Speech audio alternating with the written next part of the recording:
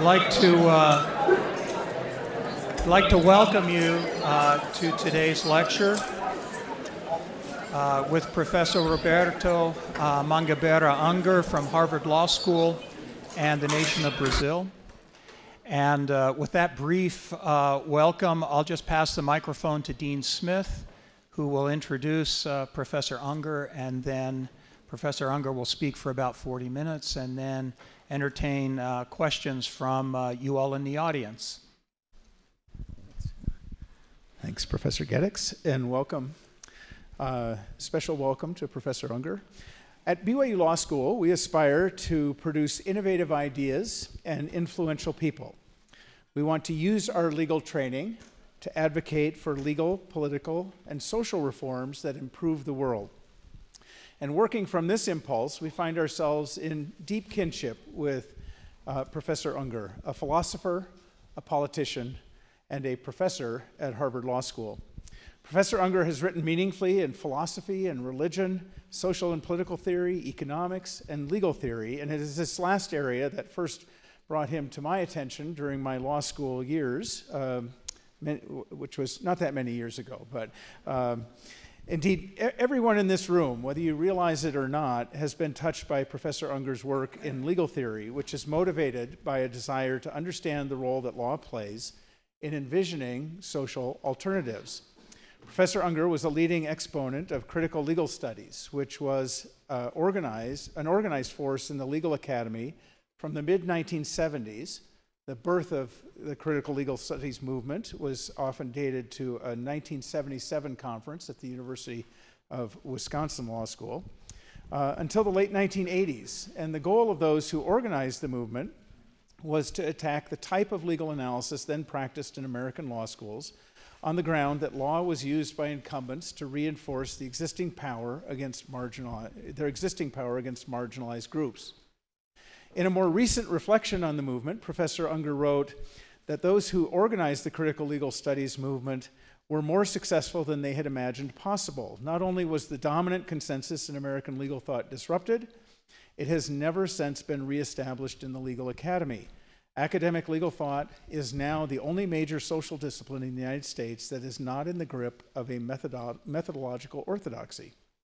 Although CLS was successful in gaining a foothold of the negative thesis of the type that the type of legal analysis practiced in American law schools had become incapable of contributing to serious social reform, Professor Unger has written the potential of law and legal thought to inform the social construction of society under democracy remains largely untapped.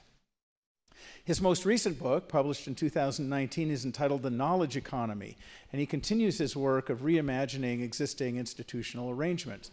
He begins the book with this observation: the knowledge economy holds the promise of changing to our benefit some of the most deep-seated and universal features of economic life and dramatically enhancing productivity and growth. Now, we normally associate the knowledge economy with high technology, but Professor Unger suggests that the knowledge economy could provide an antidote for inequality far more forceful than the after-the-fact correction by progressive taxation and redistributive social spending of inequalities generated within established market regimes. One commentator, having read the book, said, the key idea in Roberto Unger's new book, The Knowledge Economy, is compellingly simple. The problem with the global economy isn't that there's too much disruption, it's that there isn't enough. The most advanced technologies remain confined to a small number of firms. This, he writes, is the single most important cause of both economic stagnation and economic inequality. In addition to his academic work, Professor Unger has been actively engaged in promoting democracy in his home country of Brazil and elsewhere, including serving as Minister of Strategic Affairs in Brazil from 2007 to 2009. In the spirit of promoting innovative ideas and influential people, please join me in welcoming Professor Roberto Unger to BYU.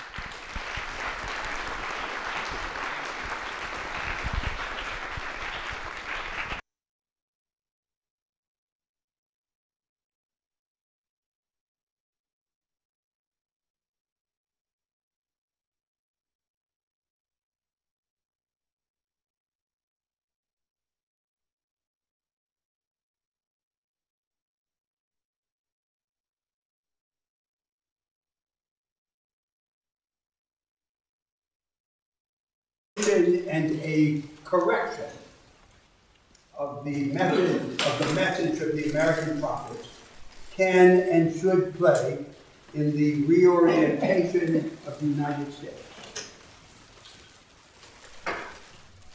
and of the special place of legal thought in this reconstruction.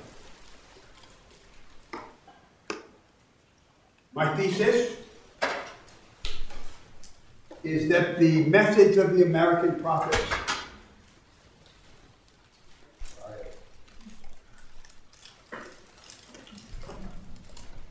must be corrected. Now it's amplified. Start again.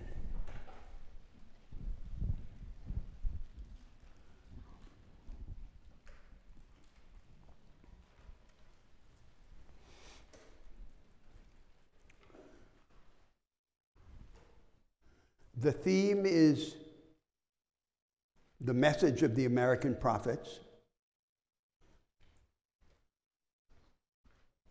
The criticism of this message, the role that this criticism of the message and the message itself can play in the reorientation of the country, and the distinctive responsibility of legal thought in national reconstruction. And I therefore divide my argument into these three steps. First, the American prophets, their message, the criticism and correction of this message. Second, the direction of the country and how national life in the United States can and should be redirected in the light of the criticism of the message of the American prophets. And third, the extraordinary and misunderstood role of legal thought in this redemptive work. So first, the message of the American prophets. Prophecy in all its forms, political or religious, is about vision.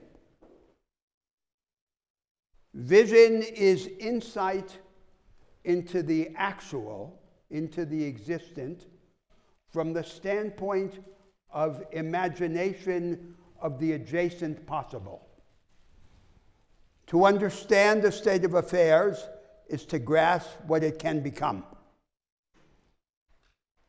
When vision concerns our identity, who we are, and our situation in the world, it is prophecy.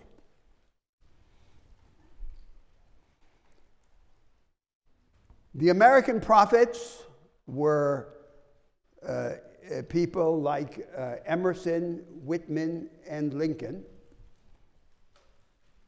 who had a central message vital to the direction of the country. The central faith of democracy is trust in the constructive genius of ordinary men and women. And the message of these prophetic American Democrats was that the human being becomes more human by becoming more godlike. We can and should become bigger together. And the object of democracy is not simply to humanize society, as the contemporary progressives have come to believe, but also to divinize humanity, to increase our share in the attributes that we ascribe to God or to the divine. Not the attributes of omnipotence and omniscience, but the attribute of transcendence. that we are not as small as we seem to be, that there is more in us, in each of us individually, and in all of us collectively, the human race, than there is or ever can be in the social and conceptual worlds that we build and inhabit. They are finite in relation to us, but we are infinite in relation to them. We always have more potential of action, of experience, of invention than they can accommodate. And for this reason, we are predestined to subvert them. Now, this political prophecy,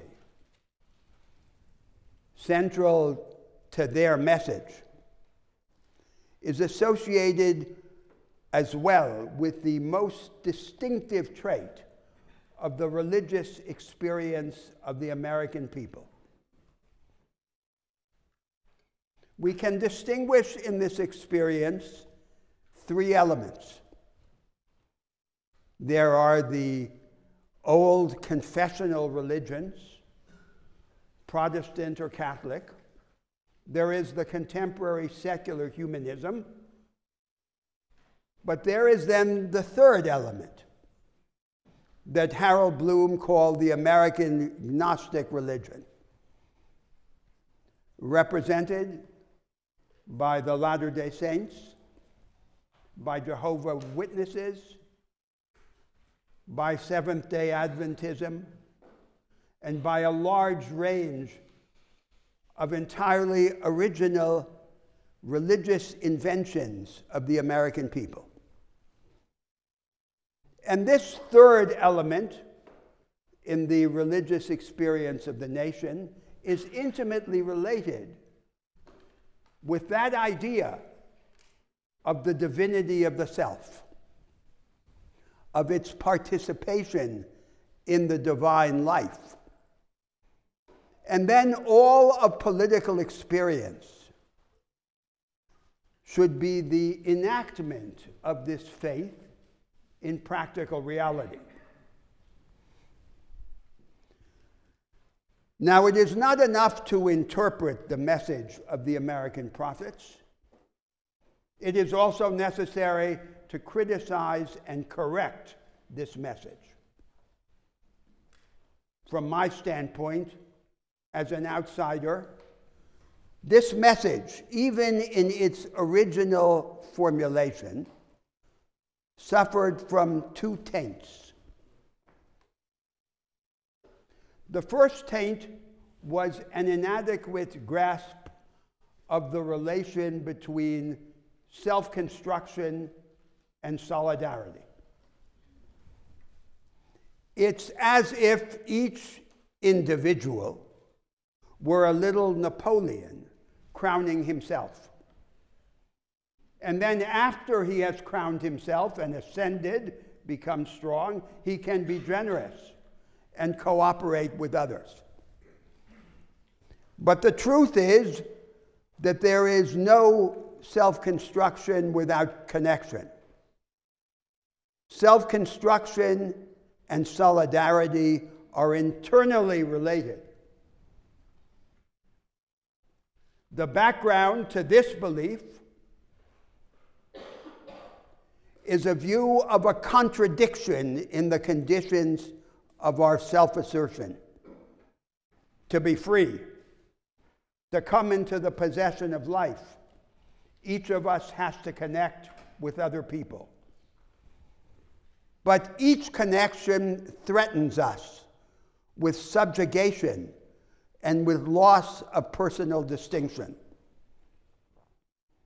We cannot be free unless we can connect without being subjugated. And freedom, therefore, in this sense, depends on finding the way to connect without losing ourselves in the connection. Now, we have such an experience in the domain of intimacy, in personal love. But love does not survive outside the domain of intimacy. What is its counterpart? Its counterpart is cooperation among free and equal individuals. And the problem is that this cooperation in the economy or in politics has no self-evident institutional form. And therefore, there is and must be struggle over the institutional form that it should take. The second taint on the message of the American prophets was the taint of institutional idolatry. The belief that the institutional background in politics and in the economy to this divinity of the self was clearly established once and for all. According to this belief, the United States discovered at the time of its foundation the definitive formula of a free society, which must only be corrected from time to time under the provocation of crisis, but never fundamentally reshaped. The Constitution establishes its political form, and the existing market order, free of political perversion, defines its economic form. All the other nations in the world must either subscribe to this formula or continue to languish in poverty and despotism. This institutional idolatry has always had opponents in the United States, from Thomas Jefferson to John Dewey, who tried to persuade their fellow citizens to lift the exemption which the Americans gave to the institutions from the experimentalist impulse which was otherwise so strong in their culture. But these opponents of the institutional idolatry on the whole failed. There is no self-evident and natural form of freedom, and our ascent, both individual and collective, is inseparable from the perpetual reinvention of the institutional order. No institutional order deserves our reverence. The background to this idea is another philosophical conception. To be free, we must engage in a particular world. No one is free in isolation. But every world seems to demand from us, as the price of our engagement, that we surrender to it. And then there is another contradiction in the conditions of freedom and self-assertion. How can we engage without surrendering? Denying the last word to the institutional order and keeping it for ourselves. One of the practical implications of this idea is that we want our institutions, both economic and political, to have among their attributes the attribute of facilitating and organizing their own correction in the light of experience, so that all of us can be insiders and outsiders at the same time. The American prophecy must be cleansed of these two taints. The taint of the inadequate view of the relation between self-construction and solidarity, and the taint of the institutional idolatry. I now come to the second step in my argument. The future of the American experiment, viewed in the light of this interpretation and correction of the message of the American prophets.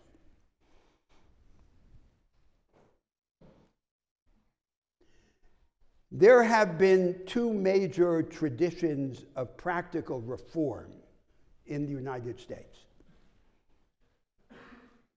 One tradition is the tradition that defends the small against the big. And it goes from Jefferson to Brandeis. Small business against big business, the independent proprietor against the accumulator of capital. The other tradition, associated with the progressivism of the early and of the mid-20th century, accepts the dominance of the commanding heights of the economy by the big, but then wants to subject it to powerful regulation by the national government.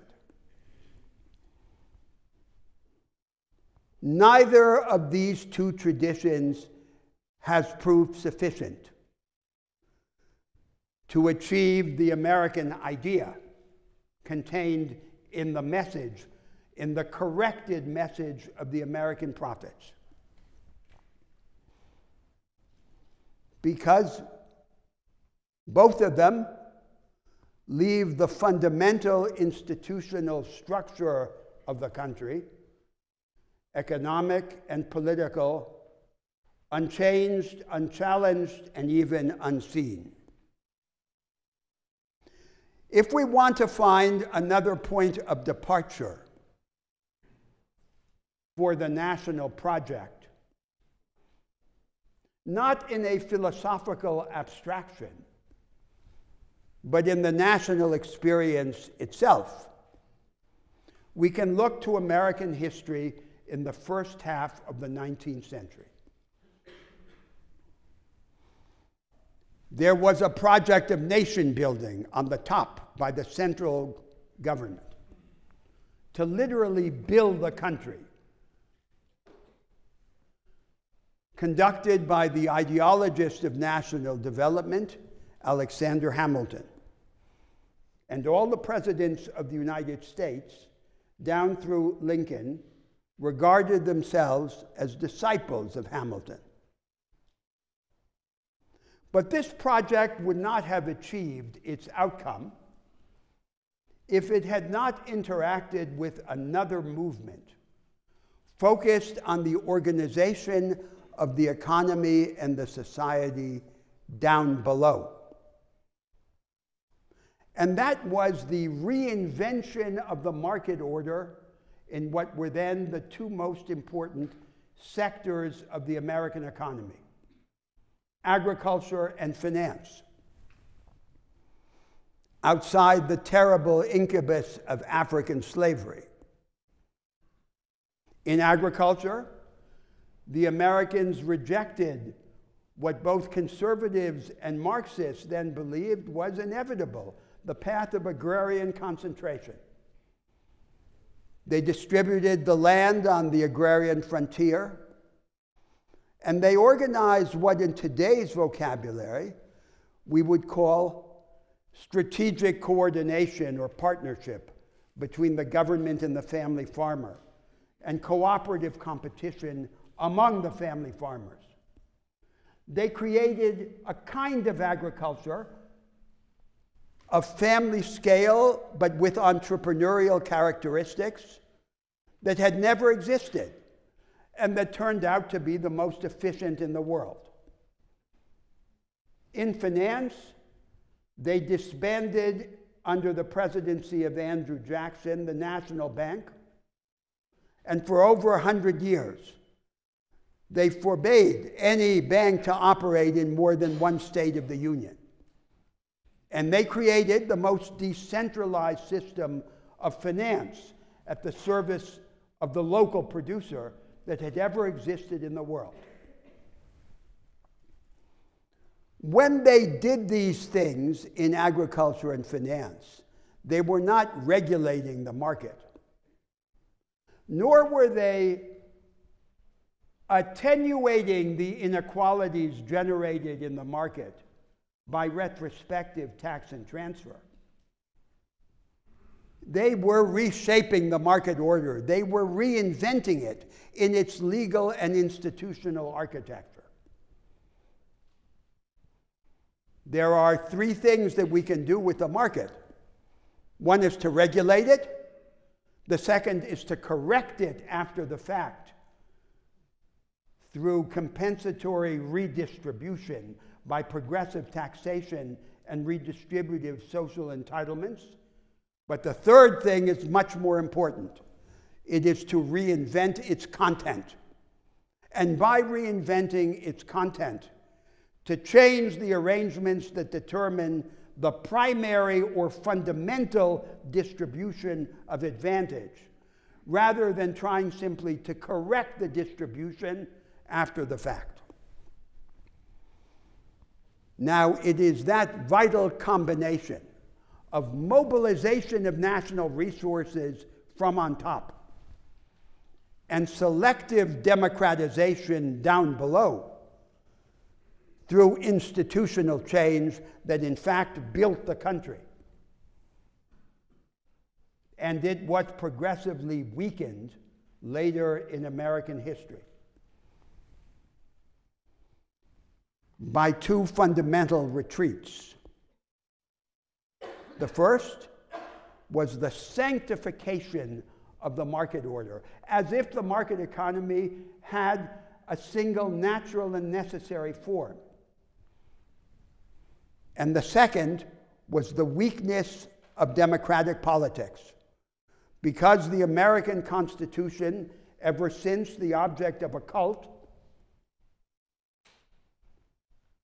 confused the liberal principle of the fragmentation of power with the conservative principle of the slowing down of politics, and established a kind of proto-democratic liberalism, unnecessary to the defense of freedom and even subversive of it. Now, in the light of this historical thesis and of the earlier criticism of the message of the American prophets, what then, in the broadest outline, is the possible redirection of the country? And of course, I cannot here in this time enter into any institutional detail. But I can give a sense of the direction. In political economy, there are three central themes. The first theme is the relation of the advance to the backward parts of the production system. We now have in the world a new vanguard of production, which we call the knowledge economy. Dense in technology and ideas, as well as in capital, and dedicated to a practice of perpetual innovation. It doesn't exist simply as advanced manufacture. It exists as well in intellectually dense services and even in precision or scientific agriculture. It is emergent in every sector of the economy, but in every sector of all the major economies of the world, it appears only as an exclusive fringe. It locks out the vast majority of businesses and workers. And that insular character of the new vanguardism is the fundamental driver of both economic stagnation and economic inequality. There is now a discourse in the United States that goes under the label of secular stagnation that tries to make the slowing of productivity growth appear to be natural, as if contemporary technologies such as artificial intelligence had less potential than the technological innovations of 100 years ago. The most straightforward reason for this slowdown is the denial to the great preponderance of firms and people of access to the most efficient form of production. And then there's this chasm between the advanced and the backward, so deep that retrospective correction through progressive taxation and social entitlements is powerless to overcome it. The task would be to both deepen and disseminate this new vanguard. That requires a different kind of education, an education that is analytical and dialectical in both general and technical education. It requires the development of social capital, because the knowledge economy flourishes against the background of a high level of trust and discretionary initiative. It's a revolution in the moral culture of production. And it requires cumulative changes in the legal and institutional organization of the market order. These changes can begin modestly in the opening of access to credit, technology, advanced practice in favor of a multitude of relatively backward firms. But then further ahead, these changes lead to a multiplication of the ways in which the market order can decentralize economic initiative and opportunity. Different regimes of contract and property coexisting experimentally in the same market order. There's no reason why the market order should be fastened to a single dogmatic version of itself. The second theme in political economy is the relation of finance to production. Finance can be a good servant, but it is always a bad master. Under the current arrangements, the production system is largely self-financed on the basis of the reinvested earnings of private firms. And finance has only an oblique or episodic relation to the real economy. It is indifferent to the real economy in good times and destructive in bad times. Thus, the importance of a series of initiatives that would enlist finance and its dormant productive potential in the service of the productive agenda of society. The third issue in political economy concerns the relation of labor to capital. The insular knowledge economy is accompanied throughout the world by the consignment of an increasing proportion of the labor force to precarious employment. And this condemnation of the majority of the labor force to radical economic insecurity is incompatible with a dynamic of inclusive growth and productivity. Thus, the need for a new set of labor laws to protect, to represent, and to organize this precarious mass. But then further ahead in the future, the aim is a more fundamental change in the relation of labor to capital, with three aspects. The first aspect is that economically dependent wage labor should cease to be the predominant form of free work. As everyone in the 19th century from Karl Marx to Abraham Lincoln and John Stuart Mill, believed, and should gradually give way to the higher forms of free labor, self-employment, and cooperation.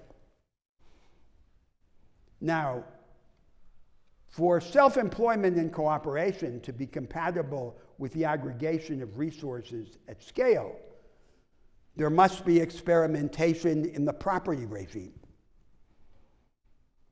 Many different ways of organizing in law access to the resources and opportunities of production, so that the traditional unified property right not be the only way. And third, there must be, on this basis, a fundamental change in the relation of the worker to the machine. In Adam Smith's pin factory, or in Henry Ford's assembly line, the worker worked as if he were one of his machines in routinized formulaic activities. The point of the machine is to do for us everything that we have learned how to repeat, so that we can reserve our supreme resource, our time, to the not yet repeatable. And then the combination of the machine with the anti-machine, the human being, becomes immensely more powerful than either of them alone. This is the direction in political economy of such a project. Its counterpart in education is a form of education that privileges analytic and synthetic capabilities over the mastery of dead information, that favors cooperation among teachers and students and schools over the juxtaposition of individualism and authoritarianism, and that approaches every subject dialectically from contrasting points of view. Nothing should be taught just once, everything at least twice. And in a country that is large, unequal, and federal, such as the United States, the reconciliation of the local management of the schools with national standards of investment and quality.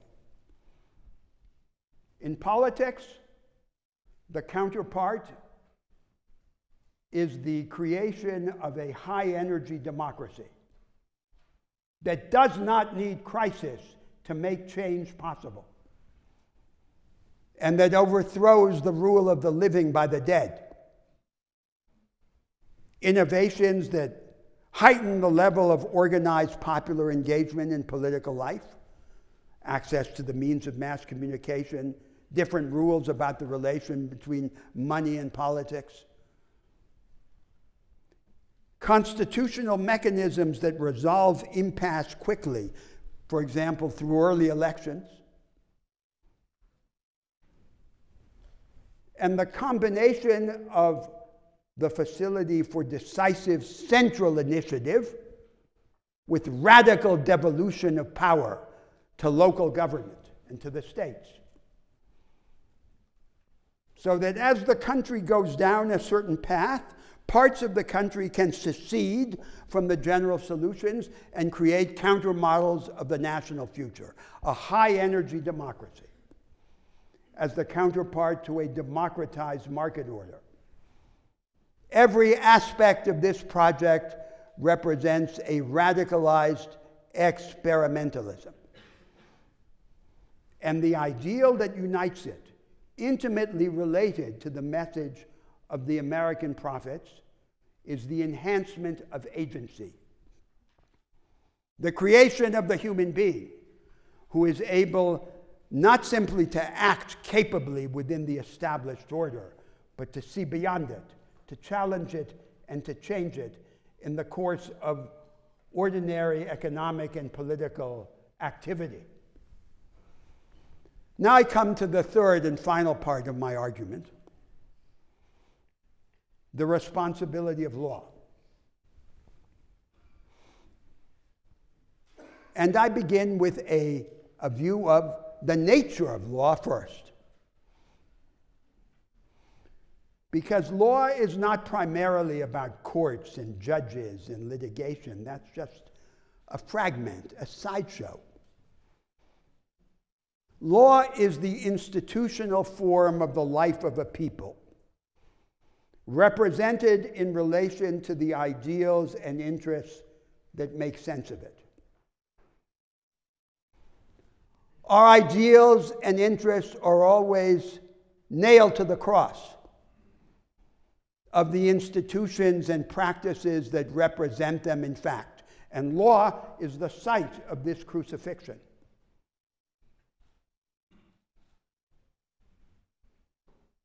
The purpose of legal thought is not primarily to orient adjudication or the recognition of rights in an adjudicative setting by professional experts. That's a lesser vocation.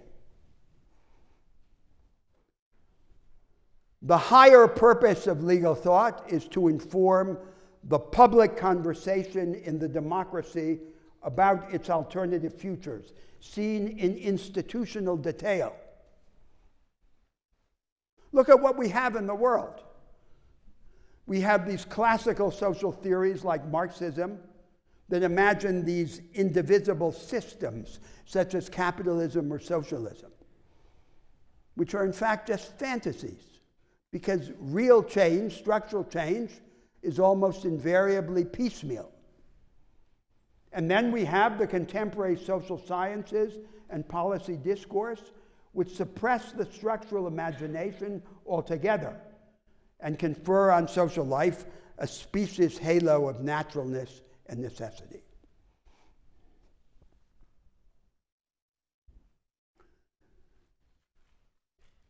The agenda of legal thought. There are two agendas, twin agendas, seen in the light of this view. One agenda is to serve as the tool for detailed, imaginative, and practical experimentation with the institutional forms of the market and of democracy. In the mid-20th century, under the social democratic settlement known in the United States as the New Deal, a new body of public law was created, but superimposed on a largely unchanged body of private law. Experimentation with the market order requires the reinvention of private as well as of public law. Another way to think about the agenda, the second agenda, is to think of it this way.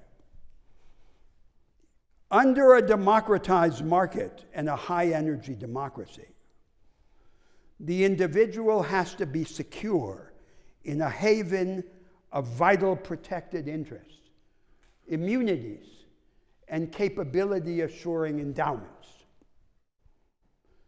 But he has to be secure so that everything around him can be thrown open to conflict and experiment. So it's not enough to have this haven, it's necessary also to organize the storm. And society says to the agent, as the parent says to the child, I love you unconditionally, now go out and organize a storm in the world. This is the institutional direction of an alternative faithful to the corrected message of the American prophets.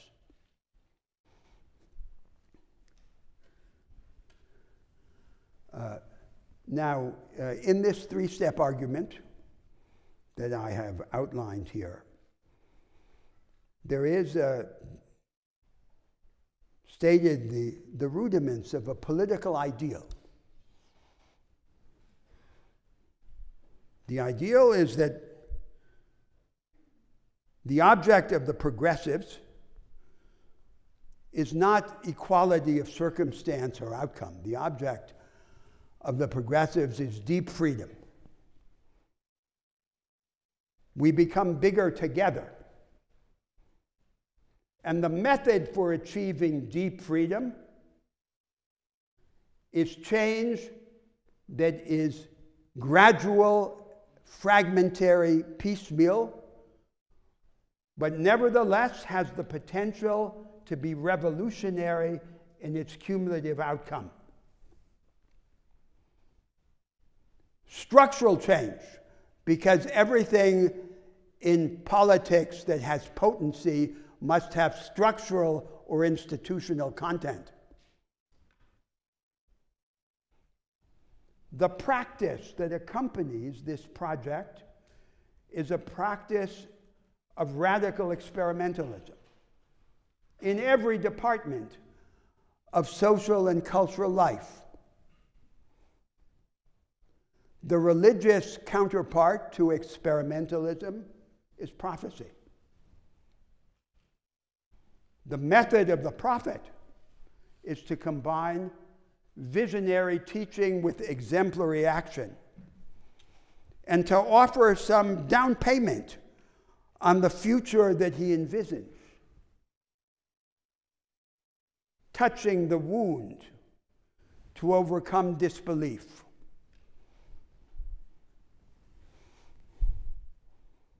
And there is a moral conception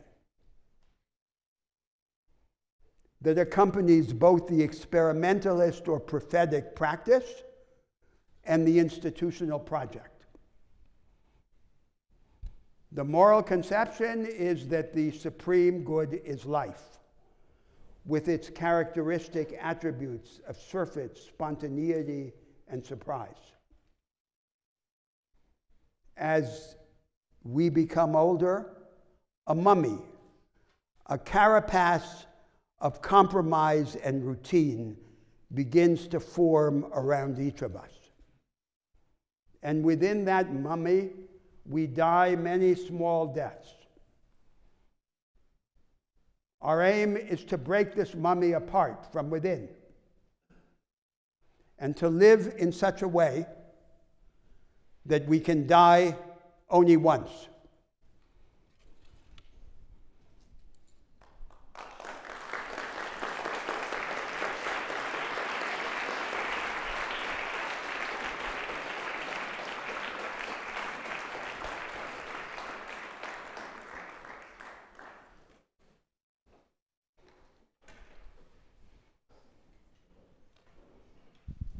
Time for some questions?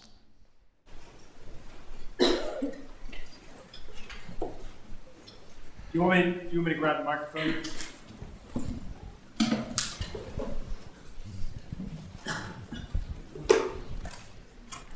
Sir, you mentioned that within the legal system, the courts, interaction with the courts is more of a sideshow. There's a lot more to that. Could you expound on, outside of the court system, the role of lawyers and judges to affect the kind of change that you're advocating for? Well, there are several things to say. So first, let's not identify law with the legal profession. The legal profession are the experts. And the constituency that are in the law schools. Now, let me make a remark about the law schools, which is somewhat tangential to our argument here, but may be interesting given that we are in a law school. In a large part of the world where there's no college education, people go directly to professional school. The law schools are the residual channel for formation of the national elites.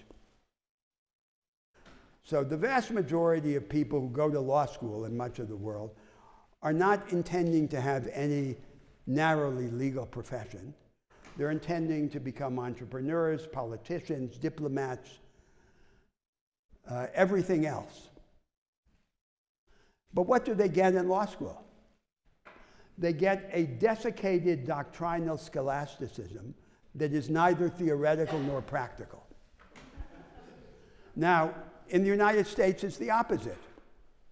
The American legal culture is the most post-formalist in the world. And although we may complain that it's too narrow, it's much less narrow than legal education in most of the world. And then what happens in the American law schools? In the American law schools, most of the students are intending to have, at least for part of their careers, a so-called legal career. So where legal education is narrow, the constituency is broad. And where it is broader, the constituency is narrower. Now, this is just to show that there's no functional constraint that can explain these mysteries. Law is not about courts and cases and precedents and judges. Law is fundamentally about the organization of society in institutional detail. Not viewed as a social scientist might view it, but viewed practically and programmatically and normatively in relation to the ideals and interests that make sense of it. And this has immense significance because we can change the structure realistically only by operating at this level of detail. And that's where the comparative advantage of law is. So we spoil this comparative advantage if we think that it's just about adjudication or the legal profession or courts. It is about that, but that's really just a secondary aspect of law.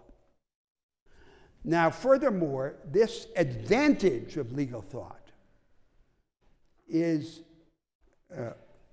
concealed by what has been the predominant method of legal analysis in recent decades. The predominant method is a systematic idealization of law in the language of impersonal policy and principle. So in politics, we think the law is the result of a struggle between competing interests and competing visions, and the law that ends up is a series of relatively accidental truce lines in the struggle. But then comes this method of legal thought and it pretends that there's this system that's evolving. So it's a mystification of the nature of law.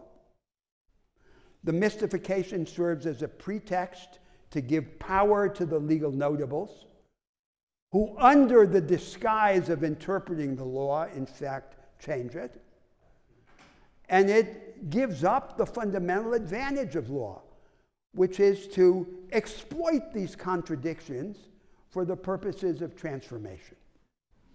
So I am suggesting a completely different view of law, but there's a problem, a practical problem, which your question points to. The practical problem is, in whose interest is it to do this? So it seems that the people who know about the law have no interest in operating in this way. And the people who would have an interest don't know about it. Well, that's the world, because the world is organized to reproduce itself. And if we let it reproduce itself, then nothing would ever change. So that's why there's prophetic force in the world, to interrupt its self-reproduction.